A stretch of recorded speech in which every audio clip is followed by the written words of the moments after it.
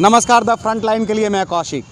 अभी हमारे साथ पूर्व राज्यसभा सांसद नागेंद्र नाथ ओझा जी हैं। बक्सर के सुरौंधा के रहने वाले हैं और बक्सर को इन्होंने संवारा है। 96 से लेकर के 2002 अप्रैल तक ये राज्यसभा सांसद रहे हैं। आपसे हम बात करेंगे पहले और आज के चुनाव में क्या अंतर हुआ है, पहले कैसे चुनाव हुआ करता था और आज कैसे चुनाव हो रहा है। अभी तो आप लोग देख ही रहे हैं कि किस तरीके से चुनाव हो रहा है, किस तरीके से चुनाव प्रचार प्रसार हो रहा है, कैसे जनता को जुटाया जा रहा है। लेकिन पहले चुनाव जब होता था और जनप्रतिनिधि कैसे अपने जनता के बीच में जाते थे और क्या कुछ अंतर अभी कुछ हुआ है, ये हम लोग अनुभव साझा करेंगे नागेंद्र नाथ ओझा जी से। इनसे हम लोग जानकारी लेंगे। जी, स्वागत है आपका। मेरे राजनीतिक जीवन की शुरुआत 1971 से हुई। 1972 से मैं CPI में हूँ।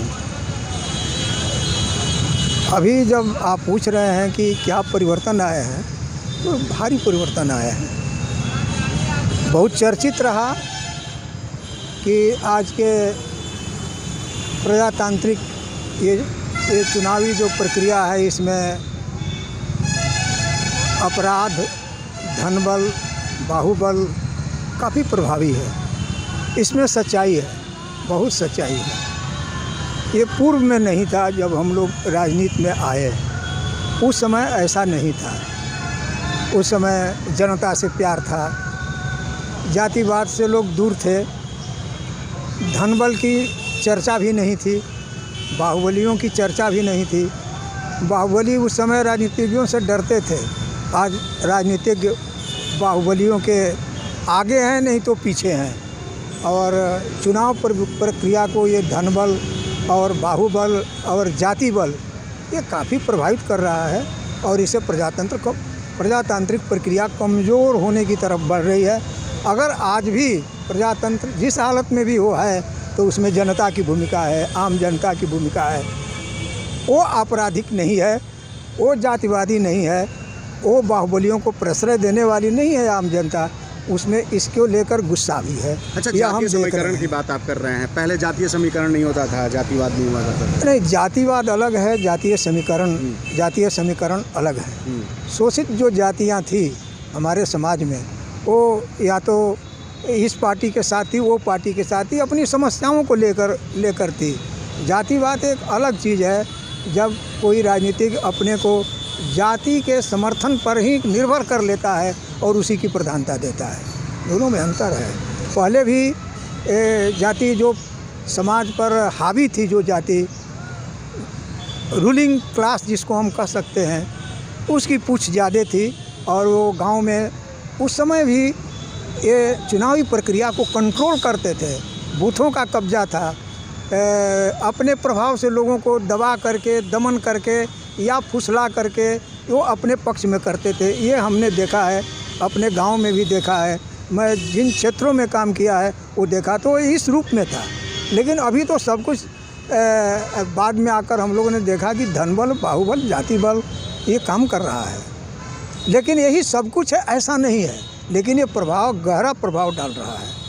अच्छा, एक बेहतर काम हुआ है कि लोग मुखर होकर के अब मतदान करने के लिए जा सकते हैं, निडर होकर के। आज ये बदलाव आया है कि लोगों में जागरूकता है, अपने अधिकार के प्रति जागृति है एक तरह की। इसका कारण एक शिक्षा में प्रसार भी है। लोगों के ये पढ़ाई लिखाई का स्तर थोड़ा सा बढ़ा है। साक्षर और अच्छे पढ़े लिखे गाँवों में बैठे हुए हैं, भले वो बेकार हों, इनमें अपने हक के प्रति जागरूकता है। और चुनाव के समय इनको वोट देने के अधिकार के प्रति काफ़ी जागरूकता है।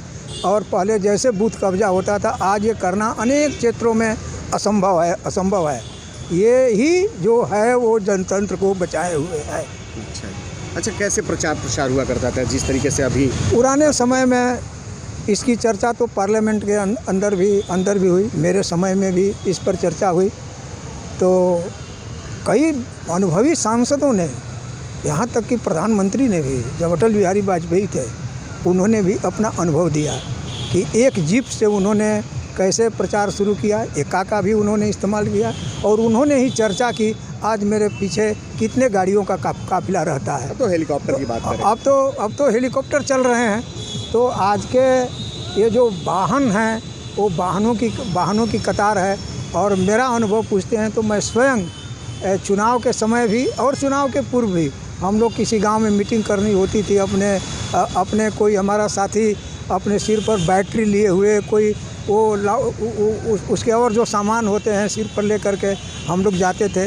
इक्का भी मुश्किल से हम लोग इस्तेमाल करते थे। और अगर सड़क के किनारे कहीं जाना है जहाँ एका जाता वहीं जाते, नहीं तो पैदल, या बहुतों को साइकिल भी नहीं थी। हम अपना अनुभव बताते हैं। हमारे जो नेता थे यही के और जो राज्य के सचिव भी हुए पार्टी के, वो सूरज प्रसाद, और उनके साथ हमारे दूसरे भी हम लोग भी थे, तेज नारायण जी भी थे। वो पैदल मीलों पैदल हम लोग चुनाव में चलते थे, मीलों पैदल चलते थे। उसकी तैयारी के सिलसिले में भी हम लोग पैदल चलते थे। एक बार का अनुभव है कि 15 किलोमीटर हम और सूरज बाबू ये पैदल चले गए इटाढ़ी तक। वो पैदल, इटाढ़ी से भी बक्सर पैदल, हमारे गांव से पैदल आपको चलते थे। और एक कहा जाता है, आज भी जो पुराने लोग हैं वो स्मरण करते हैं कि सूरज प्रसाद साइकिल से पार्टी का संगठन बढ़ाया था। ये अनुभव है। लेकिन आज तो जो चुनाव लड़ने वाले भी हैं साधारण परिवारों से आते हैं। पैसा वो करोड़ में खर्च नहीं करते। वो डरते हैं कि ये गाड़ियों का काफिला कहाँ से खड़ा होगा। और हालत तो यहाँ तक बिगड़ चुकी है, आप पूछ रहे हैं तो अब तो ठेका ले लिया जाता है। अच्छा, ठेका ले लिया जाता है। ठेकेदार हैं, पैसे वे खर्च करेंगे, बशर्ते कि ये मेरी बात है, उसको मान लीजिए। अब व्यावसायिक हो गया। व्यावसायिक हो गया है, ये है। और पहले तो कोई जरिया भी नहीं था। ये हम लोग को, हमारे से पूर्व के भी हमारी पार्टी के नेता बताते थे कि अब पहले हम लोग ये मुठिया वसूल करते थे। जो पार्टी के समर्थक परिवार हैं वो खाना बनाने के समय एक मुट्ठी चावल या एक मुट्ठी गेहूँ ये सब निकाल कर वो लोग रखते थे। वहाँ हमारी जो पार्टी थी वो उसको वसूलती थी। लोकल पार्टी भी वैसे ही चलती थी। ये चलते बाद में पैसे देने वाले हो तो 1 रुपया 2 रुपया हम लोग वसूलते हैं। आज तो करोड़ों की बात कीजिए। और एक सच्चाई का उल्लेख मैं आज भी करूँगा। हम अपनी पार्टी पर गर्व करते हैं कि आज भी हम लोग कंपनियों से पैसा नहीं लेते जी। हाँ, अगर भूल से आ भी गया है, एक आध ऐसी घटना है, हमारी पार्टी ने पत्र के साथ धन्यवाद वापस कर दिया है, इसका उल्लेख करते हुए कि हमारी पार्टी कंपनियों से पैसा नहीं लेती। आपने पूछा कि प्रक्रिया में क्या बदलाव आया है, तो प्रमुख बदलाव इसको नोट करना चाहिए कि पहले तो चुनाव आयोग का कुछ अंकुश भी था कि भाई 20,000 से ऊपर जो पैसे मिलते हैं उसकी सूची देनी पड़ेगी, किसने दिया ये नाम उल्लेख करना पड़ेगा। मोदी जी के आने के बाद तो प्रावधान समाप्त कर दिया गया। अब तो नाम देने की ज़रूरत भी नहीं, कितना पैसा आपको किसने दिया इसकी भाई बताने की आवश्यकता नहीं। चुनाव को पहले हमने धनबल, बाहुबल, जातिबल कहा। इससे भी बड़ी चीज़ ये देखने को मिले जो सबसे प्रजातंत्र को खतरा पैदा आगे चल के करेगा, और वो है कि मल्टीनेशनल कंपनियां चुनाव पर नज़र रखती हैं और एक दूसरे देश के चुनाव पर नज़र रखती हैं। हमारे देश में वो चुनाव को प्रभावित करती है और दूसरे देश में भी चुनाव को प्रभावित करती है। आपको ये सबसे बड़ा खतरा है। प्रजातंत्र को वो कंट्रोल कर रहे हैं। लोगों के ये माइंड सेट करने में बड़ी भूमिका है। और उससे भी आप हमारा इंटरव्यू ले रहे हैं, लेकिन चैनलों की हालत देखिए। वो तो चुनाव प्रचार में जिसके पक्ष में वो भीड़ जाते हैं और वो भारी ढंग से ये चुनाव को प्रभावित कर रहे हैं। अच्छा, एक बात मैं कहूँगा तो उस समय काफ़ी अभाव की स्थिति भी रहती थी। लोग पैदल जा कर के प्रचार प्रसार करते थे जनप्रतिनिधि, लेकिन जनता के बीच में होते थे, जनता से मिलते थे। और काफ़ी संसाधनों के बाद भी जनता से दूरी बढ़ी है क्या नेता? हम दूरी की एक अलग बात है। मैं पहली बात के बारे में उल्लेख करूँगा कि हम लोग को पता नहीं चलता था कि हम लोग को पैदल आए तो हम लोग को तकलीफ हो रही है, क्योंकि दूसरे साधन थे ही नहीं। इसलिए अनुभव नहीं होता था कि हमको क्या दिक्कत हो रही है। कहीं तो भूखे भी रहना पड़ता था। तो हम लोग अमुक जगह हम लोग चले, हमारे पार्टी का साथी है, थोड़ा सा खाता पीता है तो उसके घर खाना मिल जाएगा। कहीं सत्तू हम लोग पी लिए, तो ये अभाव हम लोग को मालूम नहीं होता था। हम लोग उत्साहित रहते थे कि इतना काम करके हम लोग पार्टी का निर्माण कर रहे हैं। जनता की सेवा। बड़े परिवार से जो नेता आते थे, जनप्रतिनिधि आते थे, राजघरानों से आते थे, उनका प्रचार उन्होंने भी अपना त्याग किया। हमारा अभी जो पार्टी के आज जिला सचिव हैं, जिनके साथ मैं आया, साइकिल से लेके आए, एक ये अपने समय के बड़े ज़मींदार थे। बचपन में भी मैं अपने मामा के साथ उनके घर पर गया था। उन्होंने काफ़ी ज़मीनें बेची और उस समय मैंने उनके बैल देखे थे, 10 बैल शायद थे, सबके हड्डी लगी हुई थी, घर कुछ नहीं देखते थे। हाँ, ये उन लोगों ने त्याग किया, मौज उनका समर्थन नहीं था। उनके पिताजी कांग्रेसी हैं, वो कम्युनिस्ट है, वो ऊपर बैठ रहे हैं अपने में, उनके अलग लोग मिलने जा रहे हैं, इनके अलग मिलने जा रहे हैं। इस तरह की बात थी। हमारे पार्टी के चंद्रशेखर सिंह जो यहाँ पहले विधानसभा में पहुँचने वाले नेता थे बेगूसराय के, उनके पिताजी रामचरित्र सिंह वो मिनिस्टर थे और उन्हीं के घर में चंद्रशेखर एक कम्युनिस्ट थे और कांग्रेसी लोग उन पर आरोप लगाते थे और विधानसभा के अंदर भी वो भड़कते थे तो कहते थे कि मैं कम्युनिस्ट का बाप हूँ, इस तरह से वो बोला करते थे। तो जो ऐसे घरानों से आए, बेशक ऐसे घरानों से आने वाले सभी देशों में हैं, लेकिन उन्होंने अपना त्याग किया, अपना सर्वस्व त्याग किया। मतलब वो भी हम लोग उसको हाँ अपनी भाषा में कहते हैं कि उन्होंने अपने को डिक्लास किया, नीचे मजदूरों के स्तर तक, किसानों के स्तर तक उन्होंने अपने जीवन को लाया और उस तरह से ज़िंदगी गुजारी। अच्छा, जिस तरीके की बात सामने खुल करके आती है, तमाम खुलासे होते हैं, प्रलोभन देने की बात, जनता को प्रलोभन दे करके कि मैं ये करूँगा वो करूँगा या कुछ बांट करके, तो पहले क्या कुछ हुआ करता था? पहले भी तो लोग पहले भी थोड़ा ये होता था गाँव में। उस समय 1-2 रुपये का ये पीली नोट होती थी, ये बांटते हुए तो मैंने देखा था, उस समय भी बंटता था।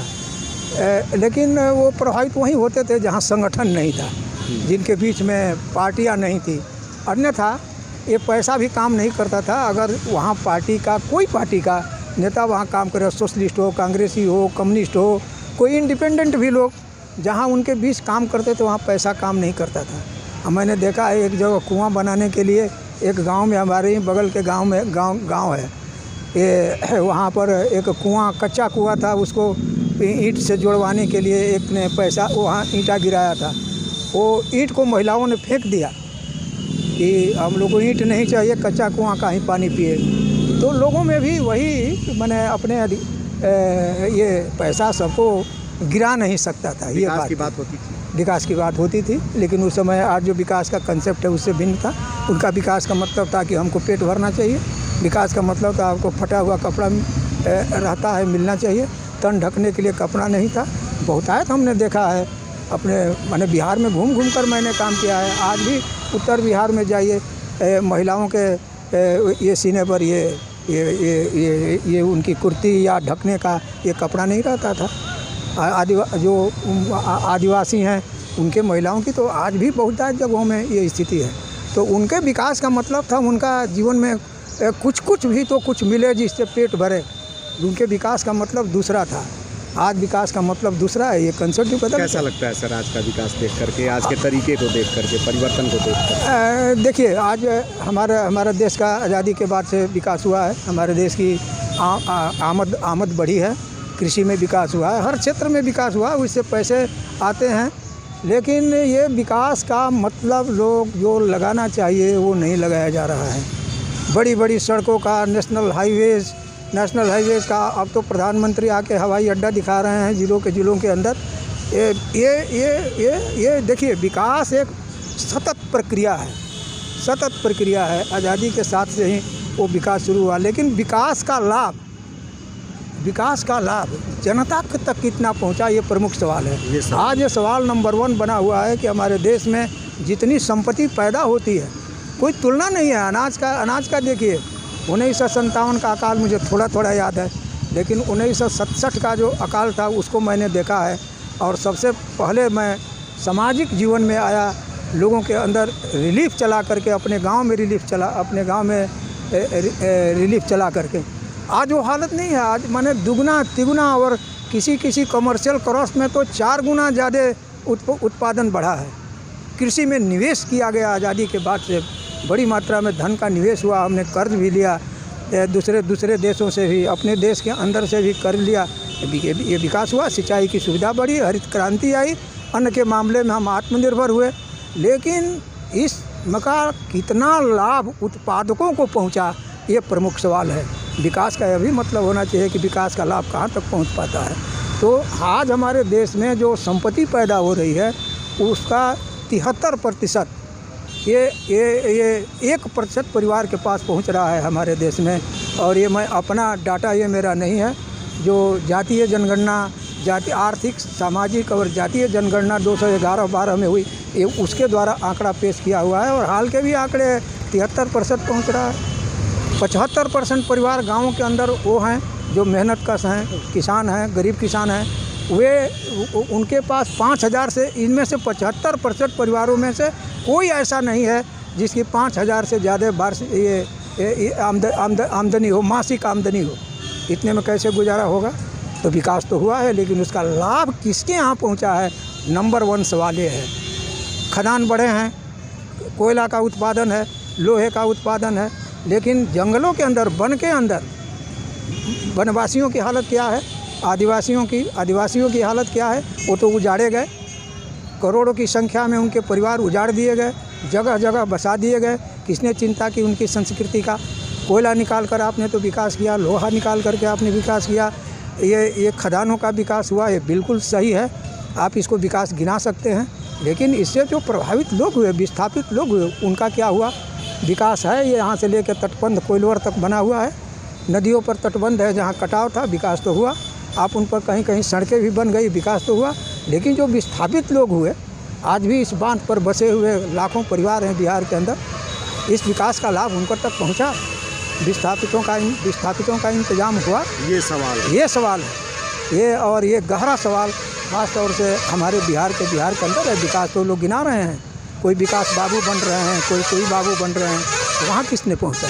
प्रमुख चीज़ ये है, इस प्रजातांत्रिक प्रणाली में एक चीज़ से हम लोगों को संतुष्टि है कि लोगों के अंदर जागरूकता काफ़ी है, और नौजवानों का एक बड़ा हल्का अपने अधिकार के लिए, चाहे वो सामाजिक हो, जातीय हो, चाहे वो राजनीतिक हो, चाहे वो शैक्षिक हो, समाज में अपना अधिकार पाने के लिए और ऊपर उठने के लिए, बराबरी के लिए उनमें बेहद जागरूकता है। और यही जागरूकता भारत को बदलेगी, और यही प्रजातांत्रिक प्रक्रिया में जो भी बुराई आई है इसको दुरुस्त कर देगी।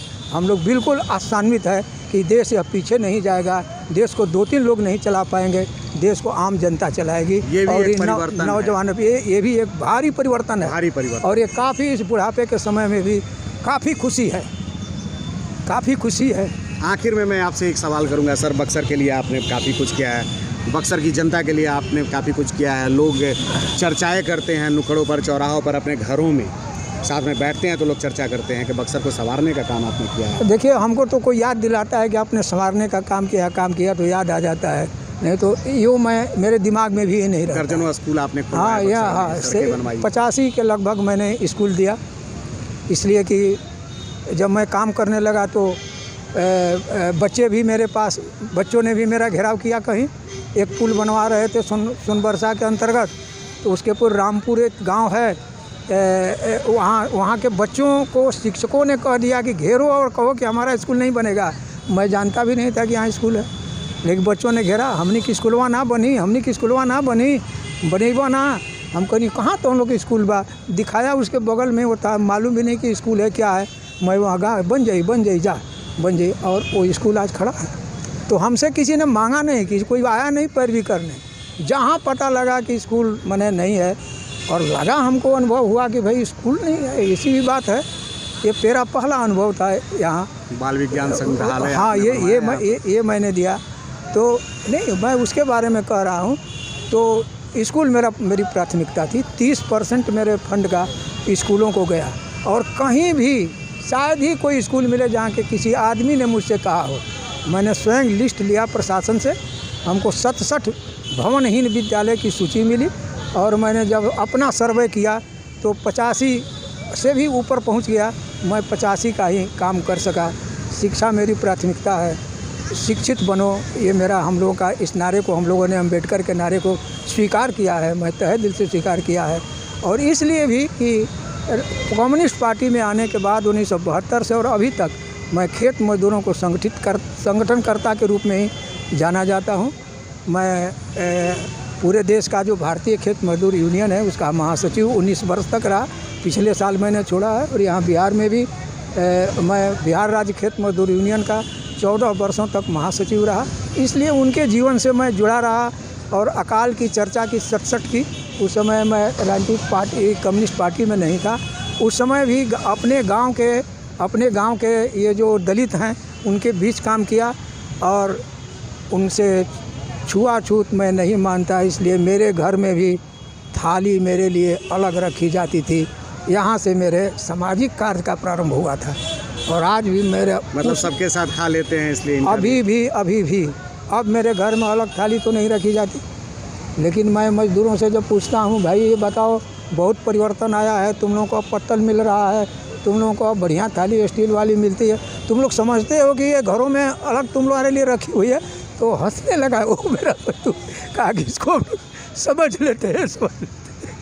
तो ये आया है, लेकिन ये पहले जैसा नहीं है। लेकिन मैंने आपको कहा कि ये मेरा प्राथमिकता है कि हम लोग उस ज़मीन से, और सभी कम्युनिस्टों की हालत है वो उन्हीं से जुड़े हुए हैं, उनकी प्राथमिकता पहले सबसे शोषित पीड़ित लोगों के लिए है, यही हमारी विशेषता है। और हम लोग सर, बक्सर के लिए आपने राज्यसभा सांसद होते हुए 96 से लेकर के 2002 तक आपने किया, लोगों में ये भी चर्चाएं होती हैं कि आप कब जन नेता के रूप में बक्सर में फिर पुनः वापसी करेंगे?